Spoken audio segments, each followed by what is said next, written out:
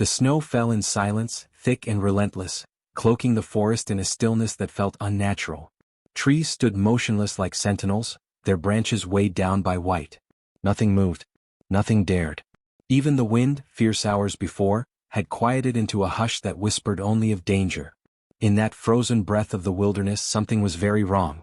A raven circled once, then vanished. Below, tangled among the drifts, a black boot lay half buried, its leather cracked and stiff with frost. The tracks leading to it were nearly erased, swallowed by snowfall, but not completely. A line of disturbance cut through the powder, ragged impressions, drag marks. And at the end of it, beneath a lone pine, a figure slumped against the trunk. Arms pulled back, wrists lashed tight with rope. A woman. Her name was Eliza Hart. She had been there for hours. Maybe longer. Her ranger uniform, a dull olive meant for forest camouflage, now blended into the landscape only because it was nearly frozen to her skin. Blood darkened the fabric near her shoulder, a deep wound crusted over. Her lips were cracked and blue. Eyelashes clumped with ice. Still she breathed. Shallow and uneven but alive. A sudden snort broke the quiet. From between the trees, a stallion emerged. Tall, black as midnight with a long white scar slashing down his flank like lightning. His eyes were fire against the pale backdrop. Intelligent, wary, ancient. He stepped forward, then paused. Another horse followed. Then another. Soon a dozen wild Mustangs filled the edge of the clearing, their bodies tense, nostrils flared, hooves crunching the snow. They should have run. Any scent of blood or human presence would have sent them scattering. But the stallion, Shadowmane, known by those few who tracked him, stood his ground. His ears flicked. His breath steamed into the cold air. He stared at the woman tied to the tree, unmoving. Eliza's eyes fluttered open. Barely. She didn't see them clearly. She wasn't sure if what she saw was real. Horses. A herd. No, that couldn't be. Maybe it was her mind slipping.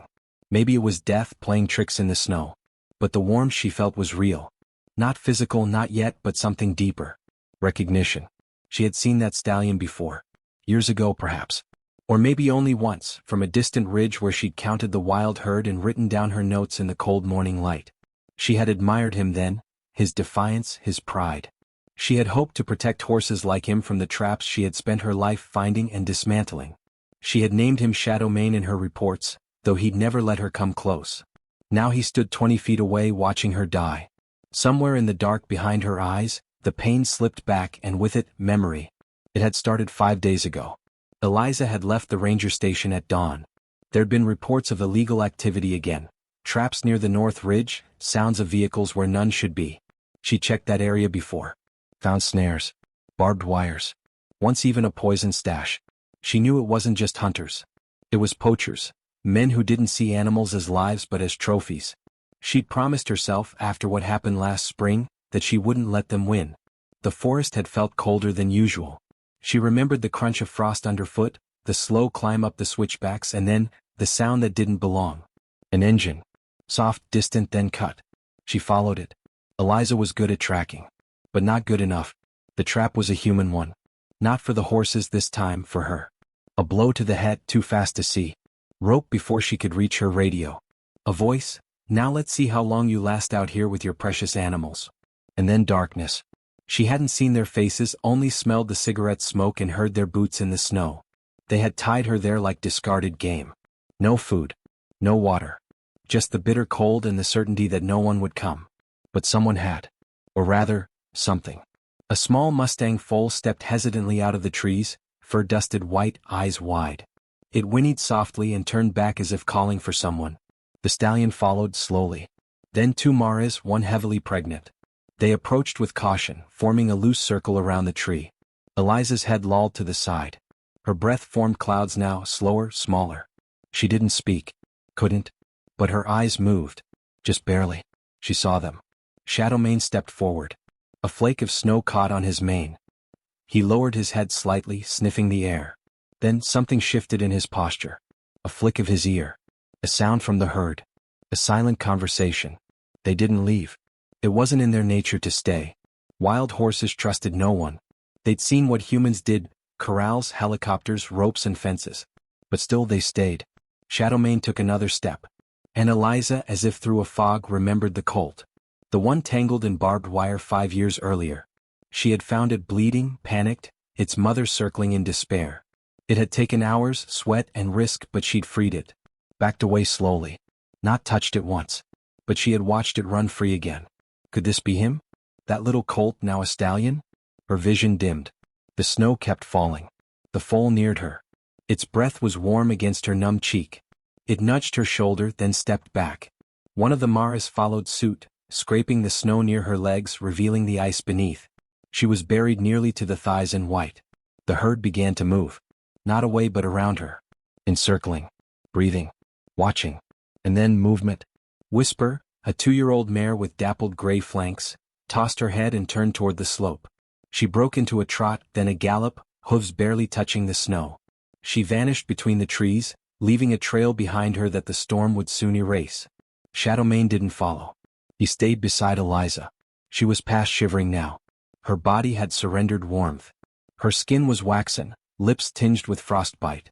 Still, she clung to something deeper than muscle or bone, a thread of awareness that told her she wasn't alone. Not yet. Shadowmane stepped closer. He lowered himself, not fully but enough to bring his body parallel to hers. Heat radiated from his flanks. He didn't touch her, but the space between them pulsed with something older than fear. It wasn't trust. Not yet. But it wasn't absence either. The herd stayed still. And somewhere far away, a howl pierced the quiet. Wolves. The foal whinnied again, louder this time, as if warning. The Mustangs shifted uneasily. One reared slightly, then stopped. Their hooves left deep prints in the snow now, the only sign of struggle in a land that looked like sleep. The wolves were near. Watching. But so were the horses. Eliza drifted again. Her body numb. Her mind floating. But her last thought before darkness pulled her under was not of fear. It was a single image, Shadowmane standing tall, wild and beautiful between her and the trees. When her eyes closed, she smiled. Not from comfort. From awe. In the dead silence of winter, where life was not meant to linger, the wilderness had made a choice. And the herd did not move. Not when the snow deepened. Not when the wind rose again. Not even when the wolves came closer. They held their line. And waited. The light changed subtly, turning from the soft blue of morning snow to the gray-white hush of approaching dusk. The storm hadn't lifted, but the flakes had thinned, revealing a world shaped by ice and resolve. Beneath the lone pine, Eliza's heart stirred. Barely. A twitch in her fingers. A sharp breath drawn like instinct, too shallow, too late. She was slipping. But she wasn't alone. Shadowmane had not moved from her side. His powerful body, coated in frost and flecks of melting snow, radiated a calm intensity. Wildness restrained. Instinct sharpened to stillness. He didn't understand the mechanics of human suffering, but he knew pain. He had watched foals born and lost, maras limp and fall behind. He had learned that stillness could mean death. He had learned to listen to the patterns of breathing, the scent of failing life. And Eliza's scent was changing. She was not prey. She was something else, familiar, once distant, now broken and still. And it called to something deep inside him. The foal, curious and unafraid, returned first. He nosed at Eliza's boot, then scampered back, legs gangly. His name in Eliza's reports, though she hadn't known it, was Ash. A tiny thing born under thunder last spring. Fragile, almost lost in a flash flood until the herd circled and guided him to safety. Ash belonged to Whisper, the gray mare who'd vanished into the trees the day before. Whisper had not yet returned. But Eliza was still breathing. And far off, beyond the tree line, the faintest crackle echoed, boots on ice, perhaps. A motor starting, dying. Shadowmane lifted his head. His ears pricked. He knew that sound. It belonged to those who shattered peace. The men who laid the steel teeth. Who came with rope and trucks and guns. His scar, the white streak on his flank, had come from them. And Eliza had once tried to stop them. She'd followed his herd across ridges and valleys. But she'd never chased, never cornered. Her presence had been like distant thunder, there but not threatening. She had knelt beside a wounded foal once, her hands trembling, blood dripping down her arm, but she had not stayed for thanks. She'd just left the trap open and disappeared. Shadowmane remembered. Now she was the one caught. The herd had held their vigil through the night. Even when hunger gnawed and fear whispered of wolves.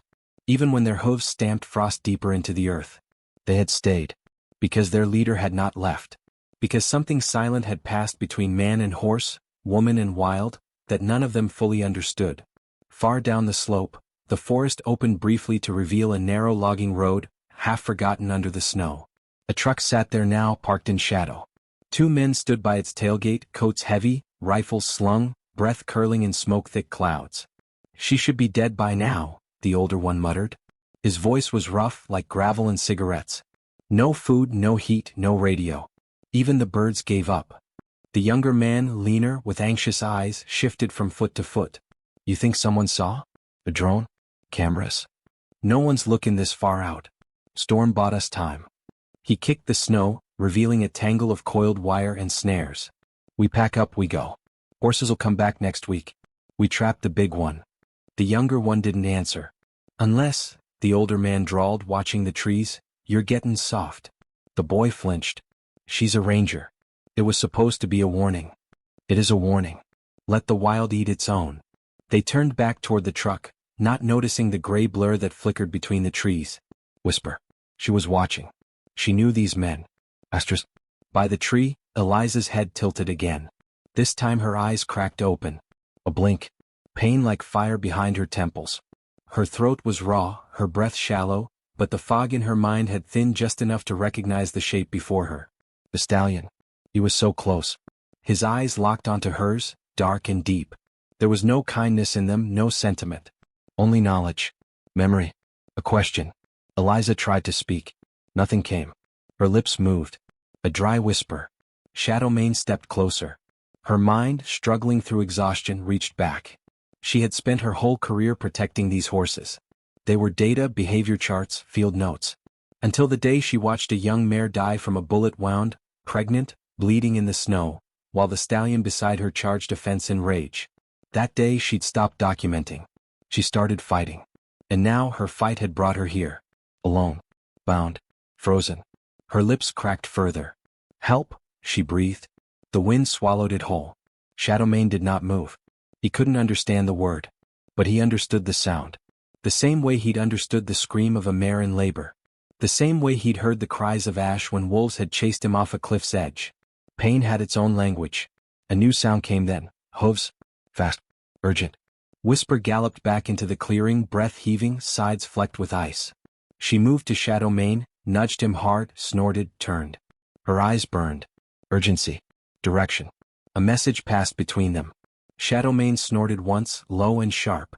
He tossed his head and the herd scattered, not in panic but precision. A signal. Ash whinnied, scampering after Whisper. Two younger stallions followed. The rest stayed back. Silent. Still. Shadowmane turned back to Eliza, then, finally, moved away.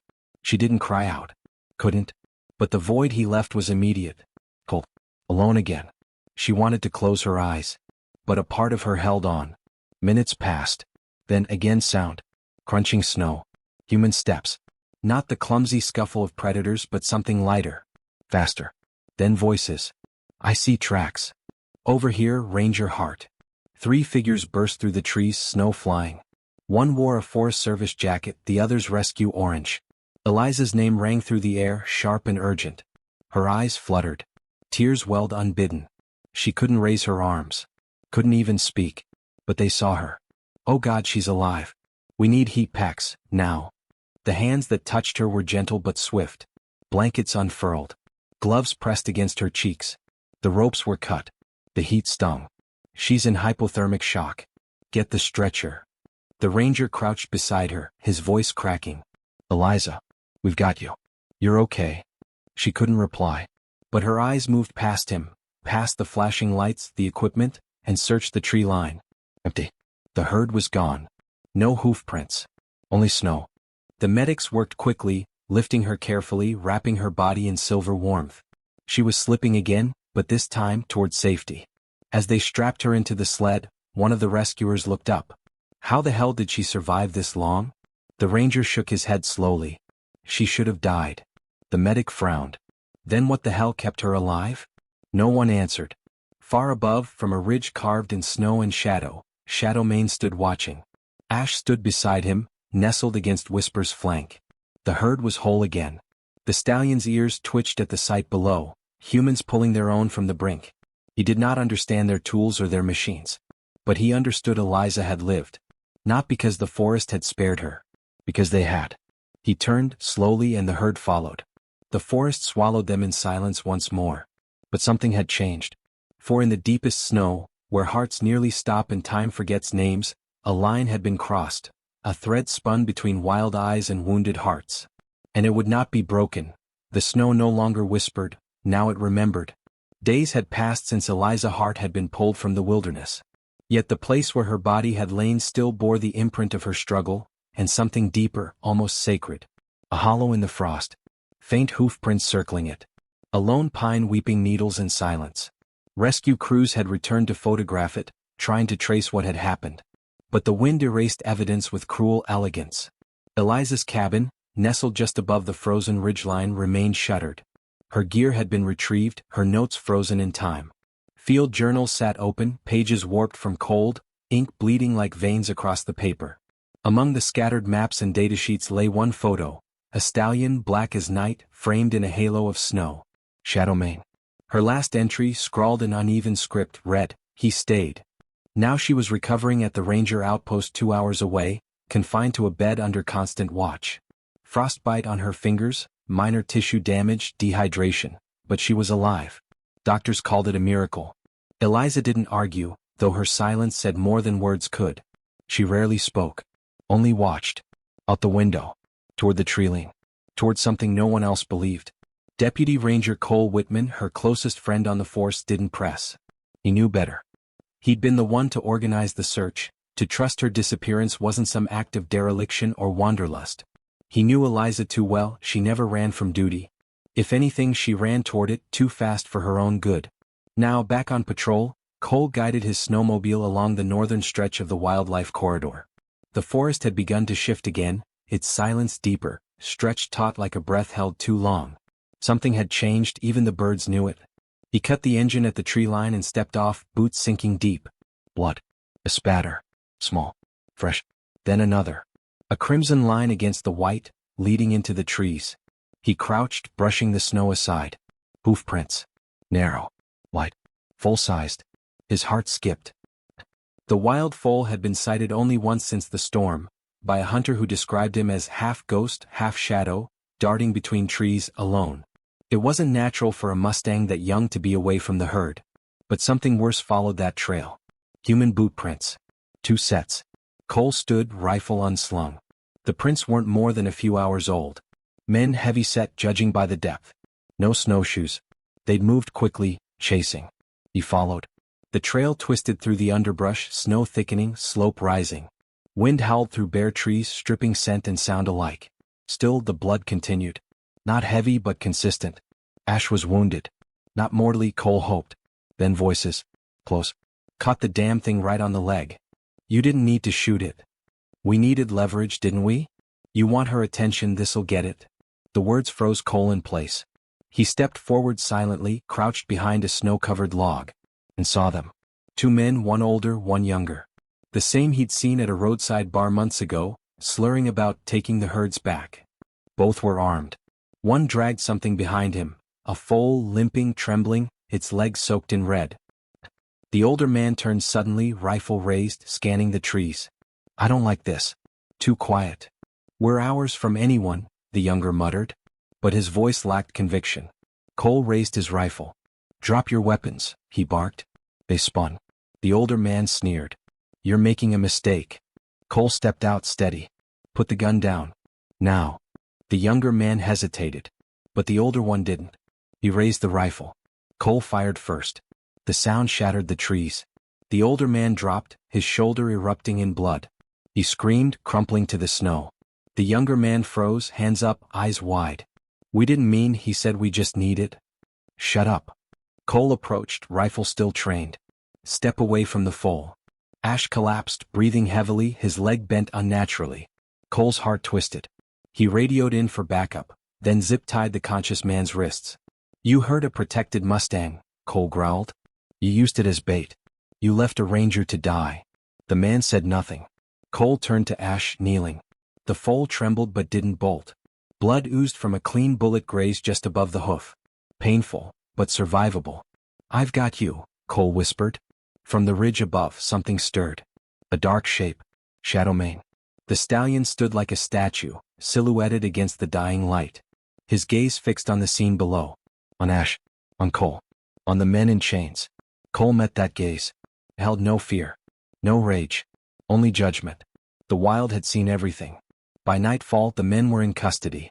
Ash, treated by wildlife medics, was recovering in a secured enclosure at the sanctuary. And Eliza, against medical advice, had risen from her bed. She entered the holding area with her ranger badge slung around her neck like armor. Her steps were unsteady but her eyes, sharp, focused, lit with something raw. She stared at the younger man behind the glass. He looked away. "You left me," she said. He flinched. "Why?" His jaw clenched. "He said we needed to send a message. You weren't supposed to die. Just be scared. But you—" "I survived," she said coldly. "And the wild helped me." The boy's eyes darted up. "It was the black one, wasn't it? I saw it. Watching us. I swear it watched." "You don't get to speak about him," Eliza whispered. She turned away. Outside the snow fell again but gentler now. No wind. No storm. Cole met her at the door. "Foals gonna make it," he said. "Good," she replied, though her voice cracked. "I think the stallion knew I wouldn't hurt him. That I was helping." "He always knows," she said. They walked in silence for a while, their boots crunching.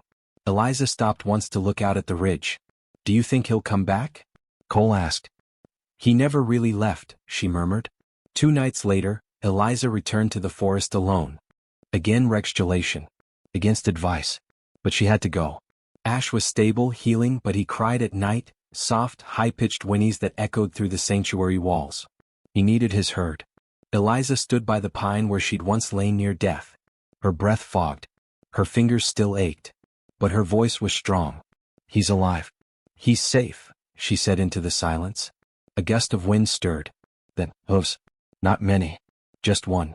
Shadowmane emerged from the dark, silent as memory. He approached slowly, head lowered, ears twitching. They stood eye to eye. Eliza swallowed. "You saved me." He didn't move. She stepped forward. No rope. No fear. Just a bridge of breath between them. Then she turned and pointed, toward the sanctuary miles east. "He needs you." A long silence passed. Shadowmane exhaled. And vanished. The next morning the sanctuary staff woke to the sound of hooves. At the fence stood the entire herd. And Shadowmane leading them. Ash cried out. Whisper answered. The gates opened. And the foal limped free, into the wild that had never forgotten him. Blood had stained the snow. But from it, something greater had returned. The snow had begun to melt, reluctantly giving way to spring, but the scars of winter still clung to the ridges and ravines like secrets that didn't want to be forgotten. The forest stirred with life once more, subtle at first, just the flutter of returning birds, the cracking of frozen soil under hooves. But it was enough. It meant something had survived. The Mustangs returned to their range slowly, like veterans stepping into a town that had changed while they were gone. Shadowmane led them, his dark coat catching morning light like armor forged from storm clouds. Whisper walked beside him, her flank pressed protectively to Ash's. The foal moved carefully, his wounded leg wrapped in healing but his spirit, undiminished. He whinnied often, louder now, testing the strength of his voice against the wind. Each time Shadowmane would pause, look back and wait. They moved as one, herd instinct humming through their veins, a rhythm older than fences or rifles. Far behind them, unseen, Eliza Hart watched from her perch near the ranger outpost, a pair of binoculars hanging around her neck. She had returned to duty under the condition she worked half shifts, but she didn't care about the hours. She was out, alive, walking, and bearing witness. She clicked the radio at her belt. They're crossing the eastern boundary, she said. Cole's voice crackled in response from several miles west. I see them. Should be clear past the property lines. Eliza nodded, though he couldn't see it. Shadowmane keeps scanning the horizon. Can you blame him? Cole replied. He learned the rules don't apply evenly. There was silence on the line. Because they both knew, what had happened to Eliza and to Ash hadn't been random. It had been orchestrated. Political. Symbolic. A warning dressed as an accident. But the warning hadn't worked. Eliza stood up straighter and began hiking down toward the trail, boots crunching frost-veined earth. Ahead, the range signs had been replaced, bright steel markers engraved with federal protection clauses and GPS tags. Cameras now dotted the perimeter, solar-powered and motion-triggered. The law had finally caught up. Because of her. Because of Shadowmane. because something wild had refused to be silent. When she reached the lower trail, she saw Cole's truck waiting, dusted in early pollen. He leaned on the door, arms crossed, expression unreadable. "They've already reached the ridge," she said as she approached. "Fast, considering." "They're strong," he said simply, then nodded toward a file folder sitting on the hood. "Got something you should see." Eliza picked it up. Her fingers hesitated over the tab, then pulled it open. Inside were photographs. Surveillance stills. The two men, now inmates, had started talking. "There's a group," Cole said. "They're calling themselves the Ridge Revival. Some twisted preservationist militia. Their plans to return the land to usable condition, by removing what they call feral obstacles." Eliza's stomach turned. "They mean the Mustangs. And wolves? Bears? Anything that makes a rancher nervous. Anything that doesn't obey," she said quietly. He nodded. "Exactly." She flipped to the next page. There were maps. Routes marked in red. Likely poaching paths. Illicit baiting locations. Even a line marked target zone, and it ran right through the Mustang migration corridor. "They've done this before," Eliza said. "Other regions. But not like this," Cole replied. "Not with organized arms. Not with people inside the local permitting office." Eliza didn't respond immediately. Her hands were trembling slightly. She clenched them until they stopped. "I want to lead the investigation," she said. Cole raised a brow. "Thought you might. I know them. I've seen how they think. I've lived what they tried to do. You're not wrong." He handed her a new badge. Special Investigations Liaison. Eliza stared at it, then clipped it to her vest. A new weight, but one she was willing to carry. Together, they drove out toward the new mobile base station on the eastern edge of the range. It was little more than a prefab cabin with antennae, satellite gear, and enough solar to run comms for 2 weeks without resupply. But it overlooked the grazing valley, and the herds were already appearing like phantoms through the mist. As they arrived, Eliza spotted something unusual. A ranger stood outside the base, gesturing toward the valley floor. Through binoculars, she followed his gaze. A pickup truck sat just beyond the outer line. Too close. Eliza was out of the car before it stopped. She marched down the hill, rifle slung but ready. Cole followed at her flank. The truck didn't move. As they approached, a man climbed out. Mid-40s. Leather vest. Weathered face. Eyes too sharp for a casual visitor. "Can I help you?" Eliza asked, voice cool. He held up his hands. "Just watching. Beautiful animals." "You're on restricted land," Cole said. The man smiled.